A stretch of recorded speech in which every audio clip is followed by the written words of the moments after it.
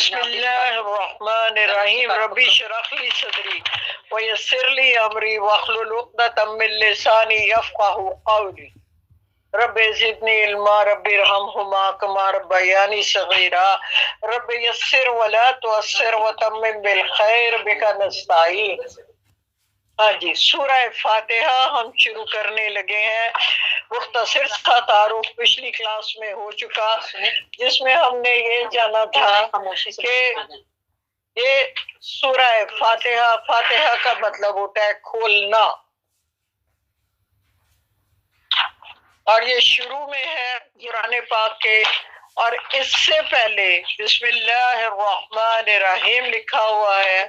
اور ایک ضروری بات یہ کہ قرآن کی سورہ نحل کے 98 آیت میں اللہ جی نے ہم سے کہا کہ جب قرآن شروع کرو تو شیطان سے پناہ میں آ جایا کرو۔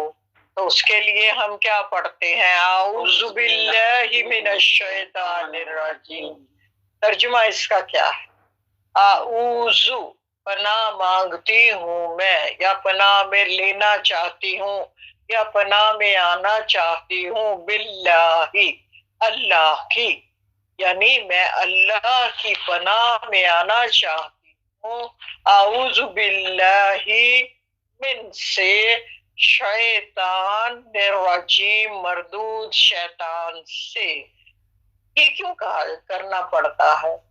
اس لیے کہ مختصر بات کے لیے کہوں گی کہ اللہ تعالیٰ نے شیطان کو مہلت دے دی ہے قیامت تک کے لیے، جو اس نے مانگی تھی کہ میں آپ کے بندوں کو اللہ والا نہیں بننے دوں گا، میں ان کو لازم بھٹکا کے رہوں گا۔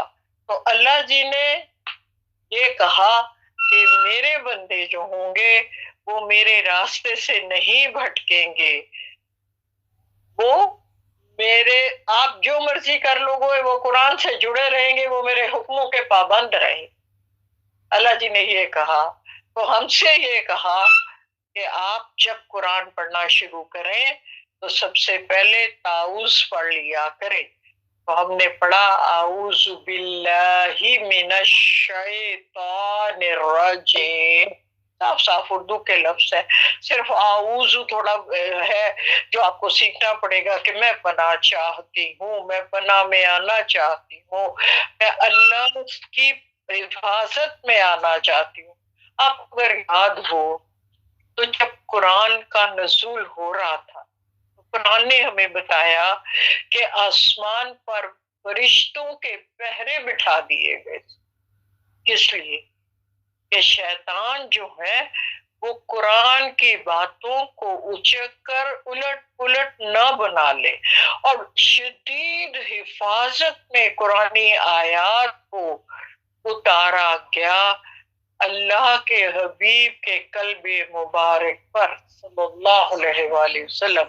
اور قرآن نے ہمیں یہ بھی بتایا کہ جب شیطان شیطانیاں کرتے ہیں اور قرآن کی آیتوں کو اچکنا چاہتے ہیں تو ان کو گرس مارے جاتے ہیں، جو ہمیں نظر آتے ہیں کہ ستارے کے پیچھے لمبی سی لائن لگی ہوئی ہے، تو وہ اصل میں وہ گرس ہوتے ہیں جو شیطان کو مارے جا رہے ہوتے ہیں۔ کون کون سی مخلوقات ایسی ہیں جو اللہ نے صاحب اختیار بنائی ہیں؟ ایک انسان اور دوسرا جن۔ اور آپ کو یہ پتا ہوگا کہ ابلیس جنات میں سے، وہ فرشتہ نہیں تھا، وہ جنات میں سے تھا، لیکن وہ اتنی عبادت کرتا تھا اللہ کی کہ اس کے مراتب جو تھے وہ فرشتوں جیسے تھے۔ قرآن نے ہمیں بتایا کہ ابلیس نے تکبر کیا اور اس نے کہا مجھے آگ سے پیدا کیا گیا ہے۔ تو ہمیں پتہ چل گیا کہ آگ سے جو مخلوق پیدا کی گئی ہے وہ جنات ہیں، وہ فرشتے نہیں ہیں۔ فرشتے نور سے پیدا کیے گئے ہیں اور ان کی مجال نہیں ہوتی کہ وہ اللہ کی حکم ادوری کرے. وہ اللہ کے جیسے اللہ جی ان کو کہتے ہیں یہ کام کرنا ہے وہ کام کر لیتے ہیں. وہ یہ نہیں کہہ سکتے جیسے انسان کبھی نماز پڑھی اور کبھی نہ پڑھی، ایسے رشتے نہیں کر سکتے. یہ اختیار اللہ نے صرف جنات کو اور انسانوں کو دیا. سو ہم نے اللہ کی حفاظت مانگی اور کہا اعوذ باللہ من الشیطان الرجیم. اس کے بعد قرآن کی ہر سورت سے پہلے سوائے سورہ توبہ کے جو ہمیں پڑھنے کا حکم ہے وہ ہے بسم اللہ الرحمن الرحیم. ہم شروع کرتے ہیں اللہ کے نام سے جو رحمان اور رحیم ہے. ہاں کیونکہ ہمیں یہ کہا ہے اللہ نے اور اللہ کے حبیب دونوں نے کہ ہر کام کی ابتدا جو ہے وہ بسم اللہ پڑھ کے شروع کریں تو وہ کام بخیر و خوبی آگے بڑھتا ہے، انجام تک پہنچتا ہے. آپ اس میں اللہ کی مدد شامل کر لیں. تو سورہ توبہ وہ لمبی بحث ہو جائے گی، اس کو میں چھوڑتی ہوں چونکہ اس میں جہاد کے اور قتال کے احکامات ہیں، اس لیے اس سے پہلے بسم اللہ نہیں آئی. تو باقی تمام صورتوں سے پہلے بسم اللہ الرحمن الرحیم موجود ہے اور ہمیں ہر صورت کو شروع کرنے سے پہلے بسم اللہ پڑھنی ہی پڑھنی. میں شروع کرتی ہوں اللہ کے نام سے جو نہایت مہربان اور رحیم ہے. ان کو ہم آگے جب رحمان اور رحیم آئے گا تو پھر اس کو کھولیں گے. جی اب آ جائیے الحمدللہ رب العالمین. ہم نے لاسٹ کلاس میں یہ جانا تھا یہ پہلی صورت ہے جو مکمل نازل ہوئی. اس سے پہلے سورہ الگ کی 5 آیات، سورہ قلم کی 7 آیات، سورہ مزمل کی 9 آیات، سورہ مدثر کی 7 آیات نازل ہوئی تھی. اور اس کے بعد 5ویں دفعہ جو وحی آئی تو ابتدائی زمانہ، بالکل ابتدائی زمانہ جس میں یہ پوری سورت ایک ہی دفعہ نازل ہوئی. ہوا یہ کہ عبداللہ بن عباس سے روایت ہے اور صحیحین میں بھی یہ روایت موجود ہے. راوی عبداللہ بن عباس ہے کہ پیارے نبی صلی اللہ علیہ وآلہ وسلم تشریف فرما تھے تو ایک دم سے جبریل نے ہمیں آئے اور انہوں نے کہا کہ آج آسمان کا وہ دروازہ کھلا ہے جو اس سے پہلے کبھی نہیں تھا. اور اے نبی صلی اللہ علیہ وآلہ وسلم آپ کو 2 نور عطا کیے گئے ہیں. ایک نور ہے سورہ فاتحہ کا اور دوسرا بقرہ کی آخری 2 آیات. پھر یہ آج قوم کو عطا نہیں کیا. یہ دونوں نور صرف امت محمدی کو، باقی اور کسی امت کو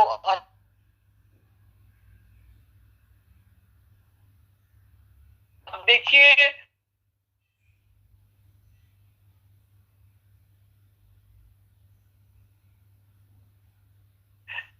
سے مراد ہے سورہ فاتحہ.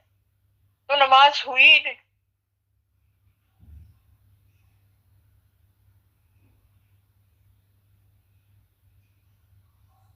آپ کو پڑے گی جس میں آپ نے 7 المثانی 7 دہرائی جانے والی آیتیں جو ہیں وہ نہیں پڑھی. کوئی بھی نماز، نماز جنازہ ہے، نماز استسقاء ہے، وہ اس کا جز لازم جز سورہ فاتحہ ہے. پھر آپ کو یہ بھی پتا ہے کہ جب ہم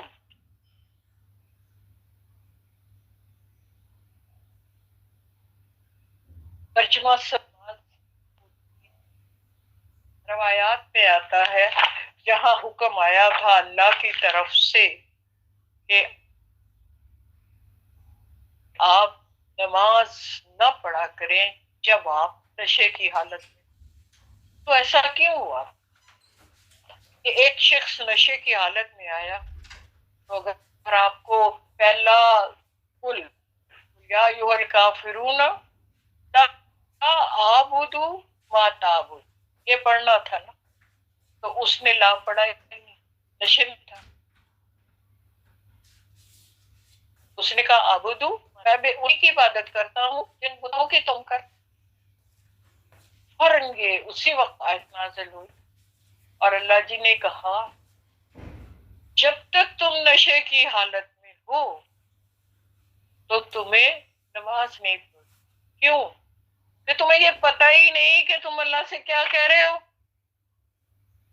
آپ اللہ سے باتیں کر رہے ہو جی۔ نماز قرآن اللہ کا کلام ہے، اللہ جی کی باتیں ہم پڑھ رہے ہیں، سن رہے ہیں، لیکن نماز کیا؟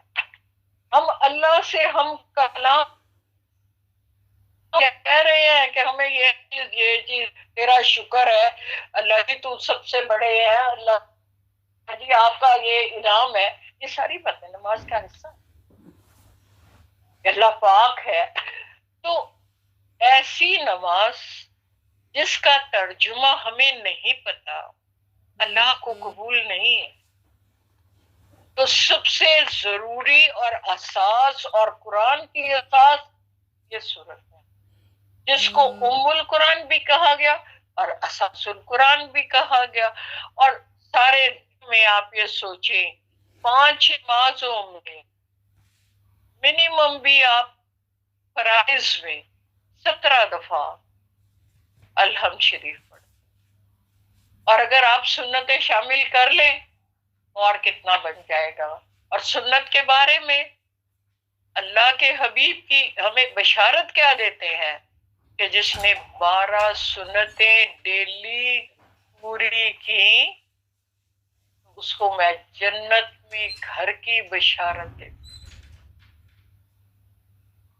تو بات کرنے کا مقصد کیا ہے کہ الحمد شریف کی سورہ فاتحہ کی، جس کو ہم ام القرآن کہہ رہے ہیں، اساس القرآن کہہ رہے ہیں، اس کی اہمیت کیا ہے، اس کی امپورٹنس کیا ہے، ہمیں کیوں اس کا ترجمہ یاد کرنا ہے۔ یہ پہلی دعا ہے جو اللہ تعالیٰ نے خود ہم کو سکھائی ہے اور ہمیں بتایا ہے کہ میرے ساتھ بات کرنی ہو تو یہ طریقہ اختیار کرو اور سمجھ کے بات کیا کرو میرے ساتھ کہ میں مجھ سے کیا چاہ رہے ہو۔ تو زیادہ نہیں تو تھوڑا عربی اتنی تو آنی چاہیے کہ ہم جب نماز پڑھیں تو ہمیں پتا ہو کہ جو صورتیں ہم نماز میں پڑھے ہیں ان کے تراجم اور ان کی تفاسیر سے ہم واقف ہوں۔ اس میں اللہ جی نے ہمیں یہ بات کہی ہے، یہ بات کہی ہے، یہ بات، تو ہم آج وہ صورت جاننے لگے ہیں اس کے بارے میں جس میں اللہ پاک نے سب سے زیادہ دہرائی جانے والی اور سب سے زیادہ امپورٹنٹ ہے جس کا ترجمہ جاننا، فاتحہ بولنا۔ اس میں اس کے بارے میں کچھ نہ کچھ پوائنٹس لیے گئے ہیں، اس کتاب کو اس طریقے سے اس طریقے سے اس طریقے سے آپ نے پڑھنا ہے، تو اس کے لیے بھی ایسا ہی ہے۔ اب آپ آ جائیے، پہلا لفظ جو ہے وہ ہے الحمد۔ جب عربی میں کسی بھی لفظ سے پہلے ال لگ جاتا ہے تو اس کا مطلب ہوتا ہے وہ اسم نکرہ سے اسم معرفہ میں آ گیا۔ جیسے عام ہے بک، اور آپ اس کو خاص بنانے کے لیے کہتے ہیں کا بک، ایسے ہی ال ہے، یعنی الحمد کیا ہے؟ حمد ہے تعریف۔ کس کی تعریف؟ ہم کسی بندے کی تعریف کے لیے حمد کا لفظ استعمال کر سکتے ہیں؟ نہیں کر سکتے. بندے کی تعریف کے لیے مدح ہوتا ہے، اس کی تعریف کے لیے. پھر وہ کیا بات ہے جو حمد بنتی ہے؟ حمد جو ہے اس کو جب عربی میں ہم کھولتے ہیں تو ہمیں پتہ کیا چلتا ہے کہ اس میں رسپیکٹ بھی موجود ہے اور محبت بھی موجود ہے. اب ایک اور کیا ہے؟ ادب پہلا کرینہ ہے محبت کے کرینوں. تو کیا بات سمجھ آئی؟ ادب پہلے ہوگا نا پھر ہی محبت ہو سکتی. اور اللہ نے قرآن میں ہمیں کیا بتایا کہ سب سے بڑی محبت رب کی ہے، اس کے بعد سید البشر اللہ علیہ وآلہ وسلم. ہم جب کہتے ہیں الحمد تو ہمارے جذبات اور احساسات اس میں ساتھ ہوتے، صرف زبانی کلامی بات سے بات نہیں بنتی. جب میرا دل اور میرا احساس حمد میں ساتھ نہ ہو نماز میں بھی مزہ نہیں آتا. جب آپ یہ جذبات میں کہیں گے وہ ذات اتنی بڑی کہ میں تو سمجھتی ہوں میں اس کی حمد کے قابل بھی نہیں ہوں. اللہ میری ٹوٹی پھوٹی باتوں کو اپنی بارگاہ میں قبول کر دے. تو الحمد تمام عزت تمام محبت ساری کی ساری ساری ہی اللہ کی. الحمد آگے ہے للہ، لل کہتے ہیں کے لیے.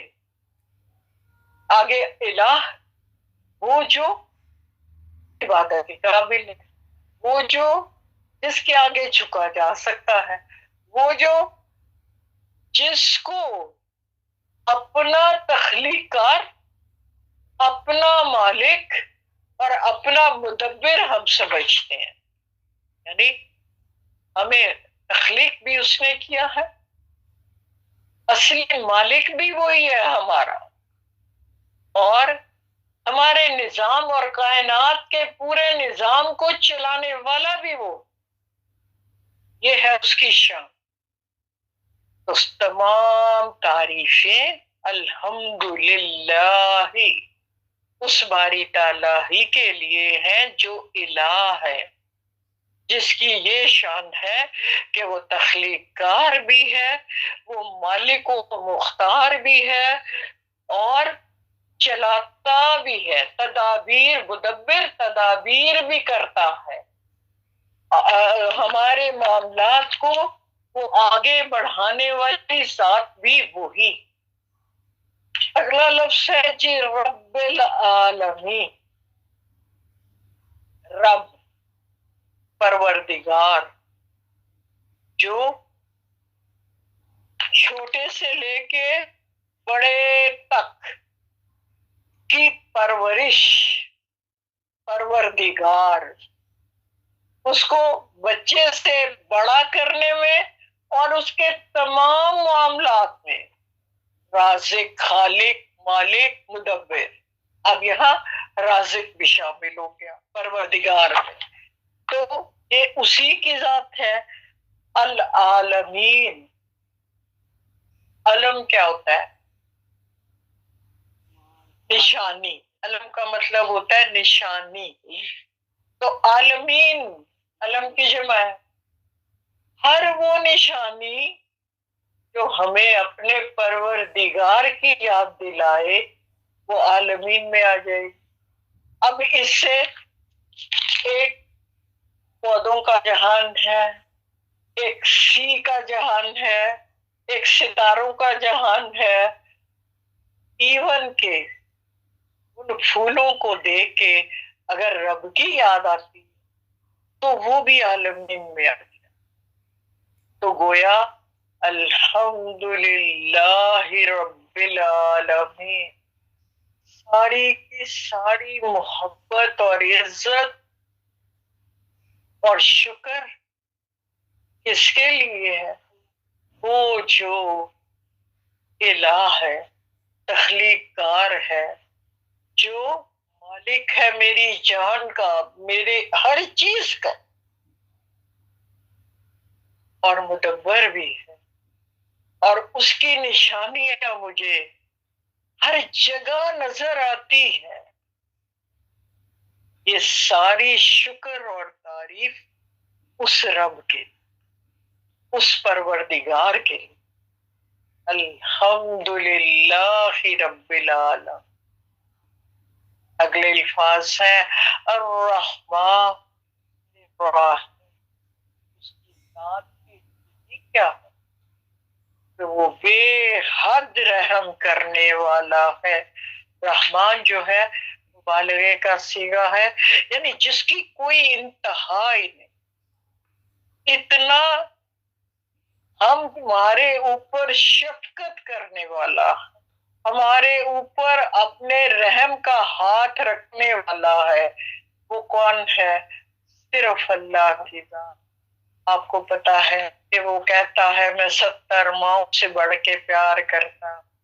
تو آپ ایک ماں کے پیار سے اندازہ لگا لیجئے نا، وہ 70 ماؤں سے بڑھ کے پیار کرنے والا کیسا ہوگا رحمان. کیسی اس کی رحمت ہوگی کہ جو 70 ماؤں سے بڑھ کے پیار کرتا ہے. قرآن ہمیں بتاتا ہے کہ اللہ جی اپنے بندوں کو عزا دے کے کیا کریں گے؟ وہ ایذائیں نہیں دینا چاہتا. وہ پلٹ پلٹ کے پورے قرآن میں ہمیں وہ بار بار سمجھاتا ہے کہ یہ کام کر لو تو جنت لے لو، یہ کام کر لو تو جنت لے لو، یہ کام کر لو تو جنت لے لو. صحابہ رسول صلی اللہ علیہ وآلہ وسلم نے عرض کی یا رسول اللہ ہماری عبادت پوری نہیں ہوتی ہے. آپ کہتے ہیں کہ عبادات جو ہیں ان کے ہم سے جو پہلے لوگ تھے ان کی عمریں تو حضرت نوح کے بارے میں قرآن نے کہا 900 سال تک، 950 سال تک انہوں نے اپنی قوم کو سمجھایا. تو ہماری تو عمریں اتنی ہوتی نہیں ہے. ایک طبعی عمر حضور کے 64 ایئرس، تو ہم بڑے زیادہ سے زیادہ 64 میں نہیں تو 70 میں چلے جائیں گے. تو وہ جو 900 سال تک عبادت کرتے تھے ہم کیسے پوری کریں گے؟ اس کے رحمان ہونے کی بات سوچئے. اس نے کون سی سورت سورہ قدر نازل فرما دی اور آپ کو اور مجھے لیلۃ القدر والی رات عطا کر دی کہ اب تم 900 سال والی بات کرتے ہو نا کہ ہماری تو عمر چھوٹی ہے، ہم اتنی عبادت کیسے کریں گے جیسے پرانے زمانے کے لوگوں کی.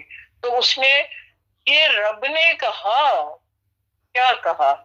اِنَّا أَنزَلْنَاهُ فِي لَيْلَةِ الْقَدْرِ وَمَا أَدْرَاكَ مَا لَيْلَةُ الْقَدْرِ لیلۃ القدر خیر من الف شہر. لیلۃ القدر بہتر ہے 1000 مہینوں کی عبادت. اب دیکھیے یہ زندگی میں ہر سال آتی تو 1000 مہینے کتنے سالوں تک ہم لیں گے تو ہم 900 سال سے تو آگے ہی بڑھ جائیں گے. بات کا مطلب کیا ہے کہ وہ رحمان ہے. اللہ جی کہتے ہیں میں قرآن میں پھیر پھیر کے آیات نازل کرتا ہوں تاکہ تم سمجھ لو، تاکہ تم یہ بات سمجھ لو.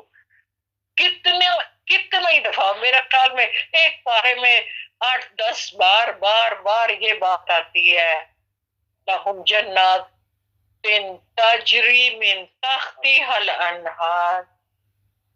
آپ کو ایسے باغات میں داخل کر دیا جائے گا جن کے نیچے نہریں بہتی ہیں.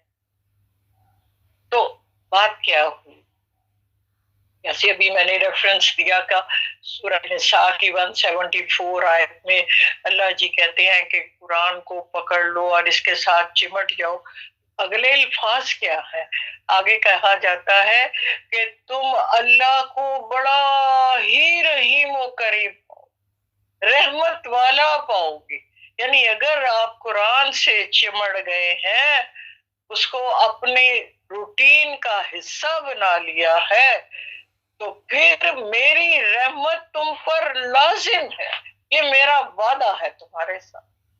اللہ کا وعدہ لا تخلف المیعاد، وہ کبھی اپنے وعدوں کے خلاف نہیں کرتا، وہ اپنے وعدوں کا بالکل پابند ہے. یقین نہ آئے تو اپنی زندگی میں کبھی کر کے دیکھ لیجئے اس کو کہ وہ اپنے وعدے پورے کرتا. اور ہمیں قرآن نے یہ سکھایا، بتایا. اور قرآن کے بارے میں پہلی بات جو ہمارے ذہن میں ہونی چاہیے، جو عقیدے کا حصہ ہے، لا ریب فیہ، کہ اس میں کسی قسم کے شک شبے کی کوئی گنجائش. جو اللہ نے کہا وہ سارے کا سارا حق اور سچ. تو اب آگئی بات، رحمان ہم نے کھول لیا، اب رحیم کو کھولے.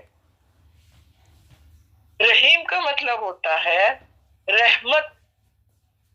رحمت وہ جو جاری و ساری رہے، جس میں ہمیشگی ہو. اب یہ دیکھیے، یہ زندگی تو ختم ہونے والی ہے نا، فانی ہے. کلو نفس ذائقۃ الموت. تو پھر ایک اور زندگی ملے گی جو دائمی زندگی ہوگی، جو ہمیشہ کی زندگی ہوگی، اور اس میں اس کی رحمانیت جاری و ساری ہوگی، ہمیشہ قائم رہے گی. خالدین فیہا ابدا، ہمیشہ قائم رہنے والی ہوگی. اور ہوگی کس کے لیے؟ صرف مومنین کے. قد افلح المومنون، سورہ مومنون 18واں پارہ شروع ہوتا ہے.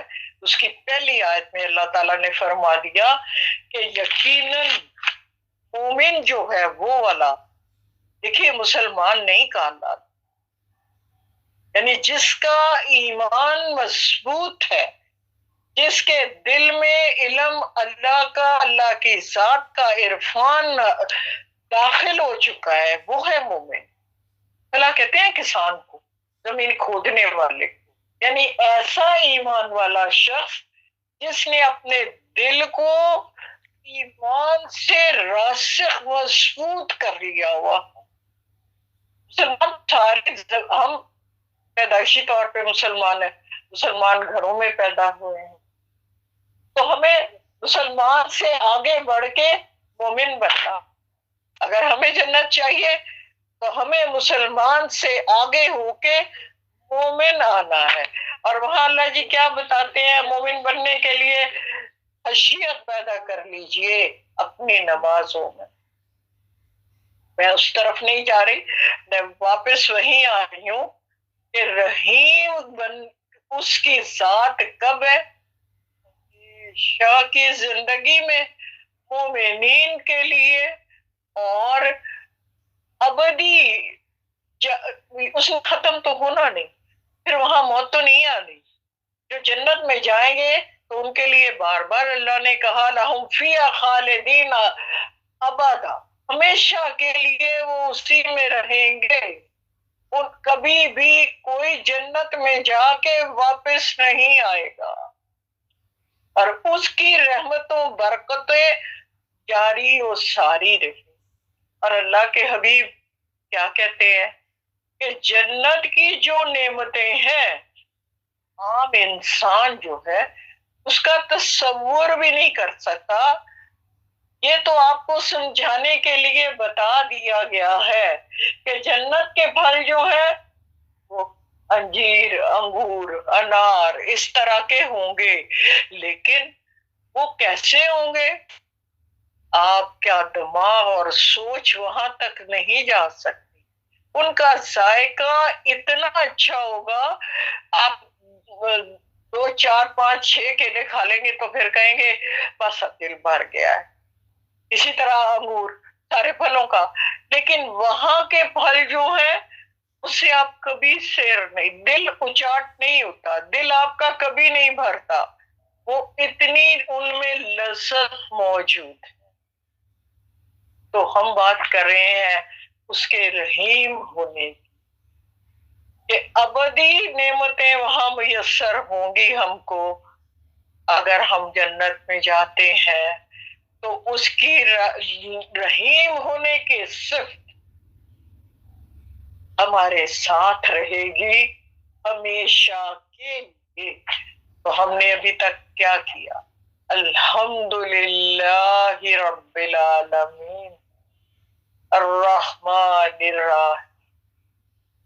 बात करनी है मालिक यौमिद्दीन। मालिक है वो बदले के दिन का, है इसका तर्जुमा। देखिए, दुनिया में इंसान और साहिब इख्तियार, वैसे तो हमने अभी कहा है कि राज़िक, खालिक, मालिक सारा उसी का है, लेकिन कहीं अपनी मर्जियां हम कर लेते हैं, बट मालिक की यौमिद्दीन, बदले के दिन, हमारी जो चीजें यहाँ हैं वो हमारी नहीं रहेंगी। टोटली इख्तियार अल्लाह का होगा। आज तो अल्लाह ने आपको इख्तियार दिया ना कि आप नेकी करो या बदी करो, आप जिधर जाओगे मैं आपका वो रास्ता खोल दूंगा, तब कोई इख्तियार नहीं होगा। सबसे पहले तो अकेले जाना है। बहन, भाई, रिश्तेदार, दोस्त, अहबाब, किसी से आपकी और मेरी जात का सवाल नहीं पूछा जाना। मैंने जो किया मैंने खुद उसका जवाब देना, ना मेरे किसी पीर बुजुर्ग ने देना। अल्लाह के हबीब क्या फरमाते हैं अपनी बेटी से? फातिमा, अपने अमाल से ही करो, तुमने अपने अमाल से जन्नत में जाना है। कोई बाप बेटी को, कोई शौहर बीवी को, कौन? हजरत नूह क्या अपनी बीवी को बचा सके? हजरत लूत क्या अपनी बीवी को बचा सके? क्या हजरत नूह अपने बेटे को बचा सके? क्या कोई फिरौन की बीबी आसिया फिरौन को गरक होने से बचा सकी? कोई नहीं बचा सकता। तो अपने अमाल जो है वो साथ होंगे। अब अगला स्टेप क्या है? यह तो हो गई हमारे आसपास के जो आज हमें मददगार नजर आते, वो वहां वो मददगार नहीं होंगे। आज ये हाथ मेरा है, वहां ये हाथ मेरा नहीं होगा। आज ये आंख मेरी है, वहां ये आंख अल्लाह की तरफ से बोलेगी कि इसने ये गलत चीज देखी थी। वहां ये टांग, पांव अल्लाह की गवाही देंगे कि ये चल के फलानी जगह गलत जगह गई थी। तो आज वो तमाम चीजें, हमारे तमाम आज़ा, हमारे हाथों को, हमारे कानों को, हमारी जबान तो है ही है, आंखों को भी जबान दे दी जाएगी। आप यहाँ तो झूठ बोल सकते हैं ना, वहां कोई झूठ नहीं बोल सकेगा। ये है मालिक यौमिद्दीन। यहाँ तक हम अल्लाह की तारीफ करें। अल्लाह ने दुआ में हमें सिखाया, ये पहली दुआ में, कि मेरे साथ जब तुमने बात करनी है तो इस तरीके से बात करनी है। पहले तारीफ बयान करनी है, अल्हम्दुलिल्लाहि रब्बिल आलमीन अर्रहमानिर रहीम मालिक यौमिद्दीन। अब आगे आ रहा है वादा एक हम अल्लाह से कर। क्या वादा है? इय्याका नअबुदु व इय्याका नस्तईन। ऐ मेरे रब, हम सिर्फ और सिर्फ तेरी इबादत करते हैं और तुझी से मदद مانگتے. سوچیے یہ بات جو ہم کہتے ہیں کیا یہ وعدہ ہم پورا کرتے ہیں؟ کیا میری اور آپ کی عبادت صرف اللہ کے لیے ہے یا اس میں اب عبادت کا کیا مطلب ہے؟ ایاک نعبد، عبادت کرتے یعنی تجھے خالق مالک مدبر رازق اور اپنی ذات مالک یوم الدین یہ صحیح معنوں میں سمجھتے ہیں یا نہیں سمجھتے؟ اگر ہم نہیں سمجھتے تو ہم اپنا وعدہ خلافی کر رہے ہیں. اور نہ سمجھنے کی بات کیا ہے کہ ہم نے کہہ دیا علی مشکل کشا، تو مشکل کشا کون ہے؟ کچھ بھی اور کوئی بھی اور بات ایسی کہہ دی، کسی بزرگ سے جا کے کا تعویذ دے دو،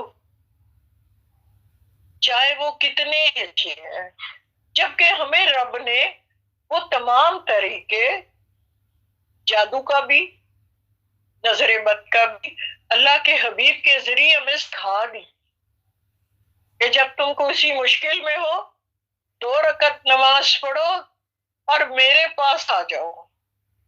جب تم کوئی برائی کر لو تو سیدھے اللہ کے حضور جھک جاؤ، توبہ کرو، اور جب تم توبہ کرو گے تو تم رب کو بڑا غفور الرحیم پاؤ گے اور تم ایسے ہو جاؤ گے کہ جیسے تم نے گناہ کیا ہی نہیں. تو پھر کیا ضرورت یہ پڑتی ہے کہ اس کی طاقت کے ہوتے ہوئے میں کسی اور کو اپنا مشکل کشا، سہارا یا حاجت روا مان لوں؟ نہیں، صرف وہ ذات ہے حاجت روا، وہی مشکل کشا، اور ہمیں اپنا وعدہ پورا کرنا ہے. ایاک نعبد و ایاک نستعین، تجھ سے مدد مانگتے ہیں. اب مدد مانگ کے دیکھ لیجئے، اللہ کہتا ہے قرآن میں آپ کی پکار کا جواب عطا کرتا ہوں. شرط یہ ہے کہ میرے حکموں کو مان، میں جو کہتا ہوں اس پہ عمل کرو تو میں تمہاری شرک سے بھی زیادہ قریب. انا نحن حبل الورید، تو میں تو تمہارے پاس ہوں. اور اللہ جی نے یہ نہیں کہا کہ کسی بزرگ کی سنتا ہوں، کسی چھوٹے کی سنتا ہوں، کسی بڑے کی سنتا ہوں. کس کی سنتا ہوں؟ جو بھی مجھے پکارے گا میں اس کی پکار کو پر لبیک کہتا ہوں، میں تمہیں جواب عطا کرتا ہوں. فَلْيَسْتَجِيبُوا لِي، لیکن شرط یہ ہے کہ میرے بندے بن جاؤ. تو ہمیں اس یہاں اپنے آپ کو چیک کرنا کہ کیا ہم جو وعدہ کر رہے ہیں وہ پورا کر رہے ہیں. ایاک نعبد و ایاک نستعین اہدنا الصراط المستقیم. اللہ جی ہدایت دے دیجئے، نون الف نہ ہے ہم کو. صراط کا مطلب ہوتا ہے راستہ، مستقیم کا مطلب ہے سیدھا. اللہ جی ہمیں سیدھے راستے پر ہدایت عطا فرما دیجئے. بات یہ ہے، آپ نے اگر میتھ میں پڑھا ہے تو خط مستقیم کیا ہوتا ہے؟ minimum distance between 2 points in a circle. یہی ہوتا ہے نا. بچیاں بیٹھی ہیں تو ان کو پتا ہے کہ مستقیم، خط مستقیم وہ سیدھا راستہ ہے جو شارٹیسٹ ہوتا ہے. آپ ادھر سے ادھر سے ادھر سے جائیں گے، وہ سارے راستے لمبے ہیں اس راستے کی نسبت سے. تو ہم اللہ کو کہہ رہے ہیں سیدھا سیدھا جی وہ راستہ دے دیو ਜਿਹੜਾ ਸਿੱਧਾ ਹੀ ਤੁਹਾਡੇ ਤੱਕ ਜਾਂਦਾ ਹੈ। یہی کہہ رہے ہیں نا، اہدنا الصراط المستقیم، اللہ پاک ہمیں اس راستے پہ جو سیدھا بس آپ کی طرف جاتا ہے نا، اس پہ رہنمائی ہماری فرما دو، ہم ادھر ادھر ادھر ادھر ادھر نہیں بھٹکنا چاہتے۔ تو اللہ جی کیا کہتے ہیں آگے، ہم کیا کہتے ہیں، صراط الذین، ان لوگوں کا راستہ، انعمت علیہم، جن پر آپ نے انعام بھیجے ہیں، ان لوگوں کا ہمیں راستہ چاہیے۔ اللہ جی نے قرآن میں ہمیں بتایا کہ انعام یافتہ لوگ کون کون سے، سب سے پہلے انبیاء، نمبر 2 پہ صدیقین، نمبر 3 پہ شہداء، اور نمبر 4 پہ صالحین۔ یہ وہ 4 لوگ ہیں جو قرآن نے ہمیں بتایا کہ یہ میرے انعام یافتہ لوگ ہیں۔ اب انعام یافتہ لوگ، آپ کو پتا ہے نبیوں کا سلسلہ تو ختم ہو گیا، اب نہیں آئے گا، اب اس کے بعد صدیقین کا سلسلہ بھی اب موجود نہیں کہ کوئی بات ہی آگے سے نہیں پوچھی، کچھ کہا ہی نہیں، جو آپ کہہ رہے ہیں سب سچ ہے۔ یہ ہے صدیقین کا درجہ۔ عمر فاروق کہتے ہیں 6 سال بعد عمر فاروق جو ہے وہ مسلمان ہوئے ہیں، حضرت حمزہ اور حضرت عمر فاروق 6 سال بعد۔ لیکن ابوبکر صدیق جیسے ہی حضور نے کہا ہے نبی، کہ ابوبکر صدیق بولتے ہیں آپ سچ کہہ رہے ہیں، میں سب سے پہلے ایمان لانے والا ہوں۔ آپ معراج پہ جاتے ہیں، واپس آتے ہیں، لوگ کہتے ہیں یہ تمہارا دوست ابوبکر، یہ تمہارا دوست کیا کہہ رہا ہے صلی اللہ علیہ وآلہ وسلم، یہ راتوں رات آسمان سے ہویا۔ انہوں نے کیا کہا؟ اگر وہ کہہ رہے ہیں تو وہ سچ کہہ رہے ہیں، وہ غلط نہیں کہہ رہے۔ یہاں پہ ان کو صدیق کا لقب ملا۔ کھجوروں والی زمین سے میں آیا ہوں، تو وہ مدینہ کی زمین تھی، تو آپ کو پہلے مدینہ لے جایا گیا تھا۔ بہرحال وہ ایک الگ بات ہے۔ اب ہم نے کیا سیکھا؟ الحمدللہ رب العالمین الرحمن الرحیم مالک یوم الدین ایاک نعبد و ایاک نستعین اہدنا الصراط المستقیم صراط الذین انعمت علیہم، جن کی طرف تو نے انعام بھیجے، یعنی ہم کو بنا دے انبیاء جیسا، صدیقین جیسا، شہداء جیسا اور صالحین جیسا۔ ہم کیا بن سکتے ہیں؟ 2 شہداء اور صالحین، یہ 2 کیٹیگریز تو اب موجود ہی نہیں ہے۔ نہ انبیاء بن سکتے ہیں، نہ صدیقین بن سکتے ہیں، ہم تو صرف شہداء میں آ سکتے ہیں اور صالحین بن سکتے ہیں۔ اب شہداء جو ہیں اگر ملک میں آنا چاہتے ہیں تو پھر ہم کیا کریں؟ ایک تو ہے قتال والے شہید، وہ تو اللہ کا حکم ہوگا، جس کی جتنی زندگی ہے اور جس کی جیسے موت لکھی ہے اس کو ویسے ہی آئے گی۔ اب یہ لائن بھی ہماری دسترس سے باہر ہو گئی، اب پھر ہم نے کون سے شہیدوں میں شامل ہونا ہے؟ وہ اللہ کے حبیب حدیث بیان کرتے ہیں، وہ جو علم کے راستے پہ لوگ نکلتے ہیں، قرآن کے راستے پہ جو لوگ نکلتے ہیں، ان کے جوتوں پہ پڑنے والی گرد مجاہد کے جوتوں پہ پڑنے والی گرد کے برابر ہے۔ تو پھر علم کی فضیلت اللہ نے بیان کر دی، اللہ کے حبیب نے بیان کر دی، تو سورہ زمر میں اللہ جی نے کیا کہا؟ حل یستوی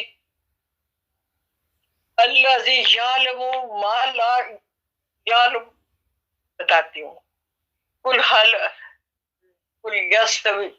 یستوی الذی یعلمون ما لا یعلم، قل حل یستوی، کیا برابر ہو سکتے ہیں علم والے بھی اور جاہل بھی؟ پھر آپ کو اور مجھے یہ بھی کہہ دیا کہ ماں کی گود سے لے کے قبر تک علم حاصل کرنا ہے. پھر یہ بھی کہہ دیا اللہ کے حبیب نے کہ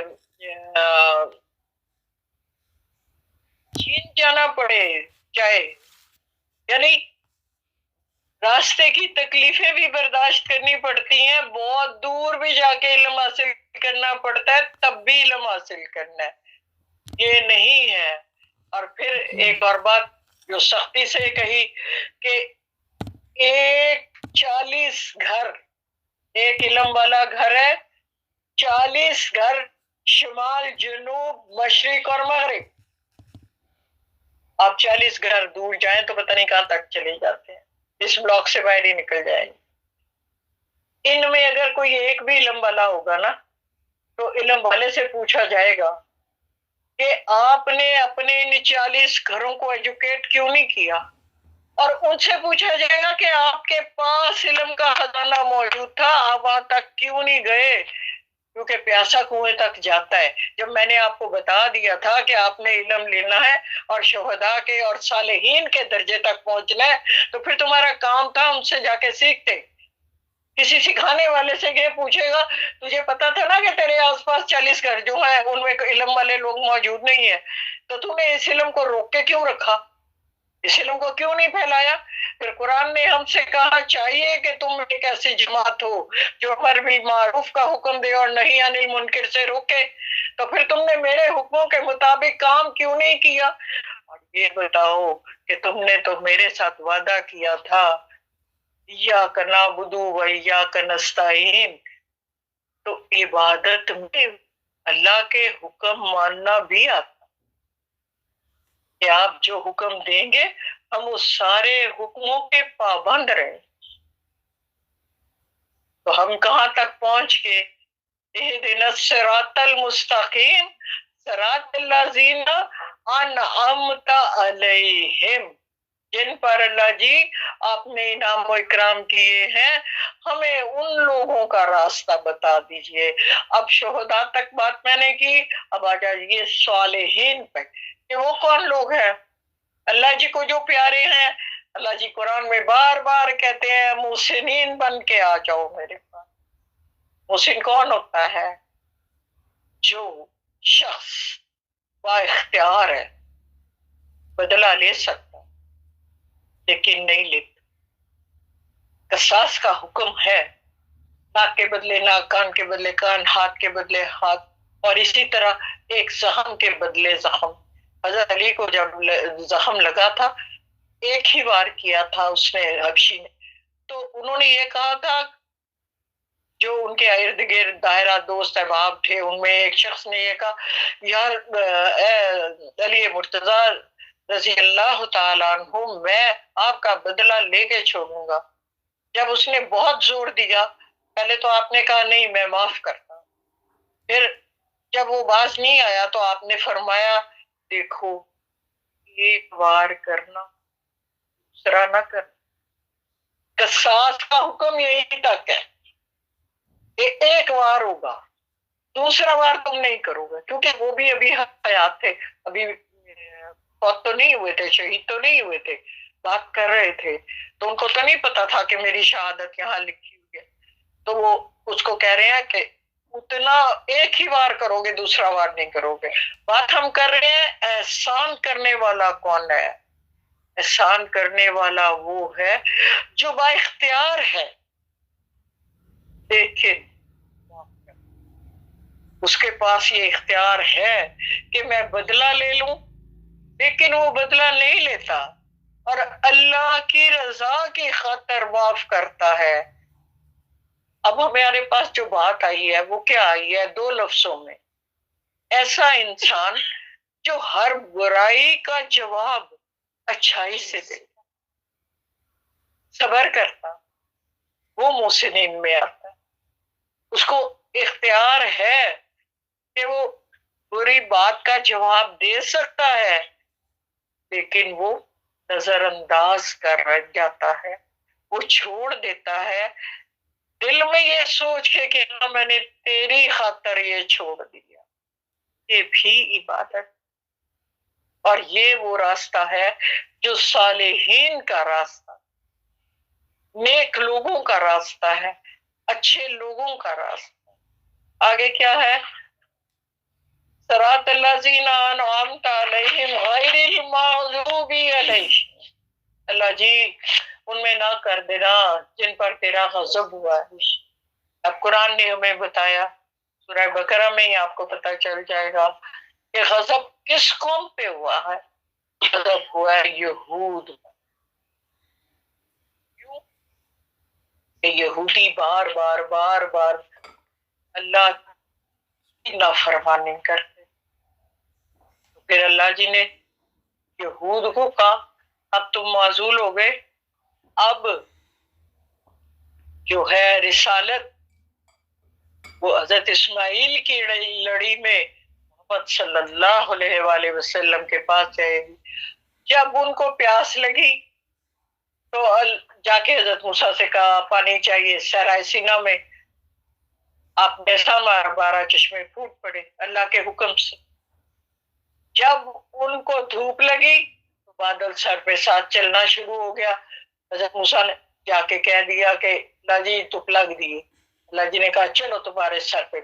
भूख लगी तो अल्लाह जी ने कहा चलो मनसा ले लो। और यहाँ तक के फलस्तीन की सरजमीन अल्लाह ने कहा जाओ जिहाद करो, मैं तुम गालिब रहोगे, मैं तुम्हें बिशारत देता हूं फतह की। उन्होंने कहा ए मूसा आप जाइए, और आपका रब जाए। पहले वहां के बहुत ही बहादुर और जंगजू लोग हैं, हमने नहीं जाना, आप इनको पहले निकाल दें, फिर हम जाके वहां बैठ जाएंगे। फिर अल्लाह जी को बड़ा गजबनाक हुए, और अल्लाह जी ने कहा अब तुम 40 साल तक सहराए सीना में भटकते रहो, तुम्हें कोई हुकूमत मिलेगी ना, तुम्हें इख्तियार मिलेगा, और तुम ना कोई इलाका मिलेगा जहां तुम अपनी हुकूमत कायम कर सको। और वो 40 साल तक के बाद यूशा बिन नून जो थे, जो हजरत मूसा के जानशीन थे, उनकी सरकर्दगी में नई फौज जो जवान हुई उसने जिहाद किया और फिलिस्तीन में आबाद। अब हमने यहूद को फिर अल्लाह ताला ने मखसूब कौम करार, जिन पर अल्लाह का गजब, और भी उनमें बहुत सारी बुराइयां। मिसाल के तौर पर वो हजरत ईसा को,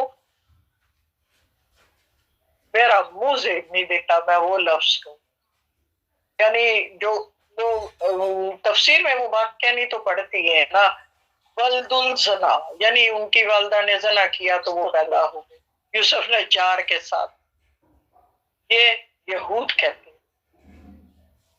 और अगर आपको याद हो तो नजाशी ईसाई बादशाह था, और उसने जब उसके दरबार में मुसलमान पहली हिजरत करके 80 लोग चले गए थे, दूसरी हिजरत से पहले हजरत जफर बिन तैयार ने वहां जाकर सूरह मरियम की तलावत की, तो फिर नजाशी मुसलमान हो गया, और उसने कहा रब की कसम जो कुरान ने कहा बीबी मरियम के बारे में ना उससे ज्यादा है ना उससे कम है, हकीकत हुई है।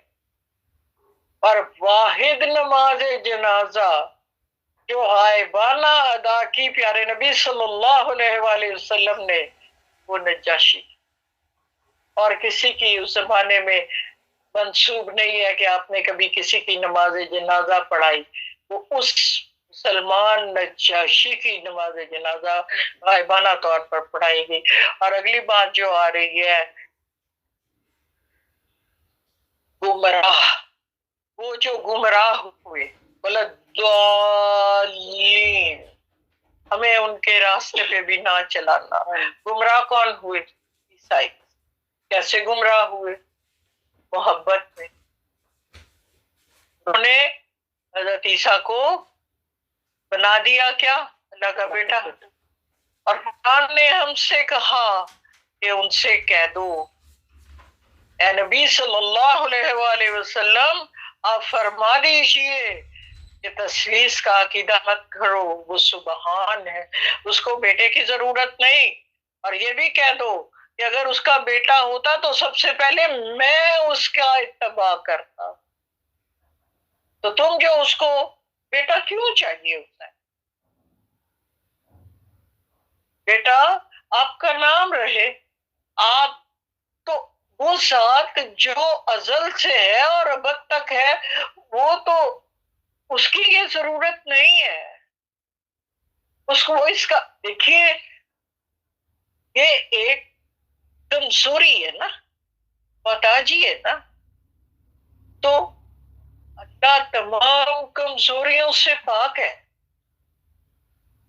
کوئی ایسی کمی نہیں ہے جو اس میں ہے. یہ بندوں کی مجبوری ہے کہ بیٹا ہو اور بیٹی ہو. کبھی کہتے ہیں بیٹی بھی ہو، کبھی کوئی کہتا ہے بیٹا بھی ہو. تو اللہ جی کیا کہہ رہے ہیں؟ احد لم یلد ولم یولد.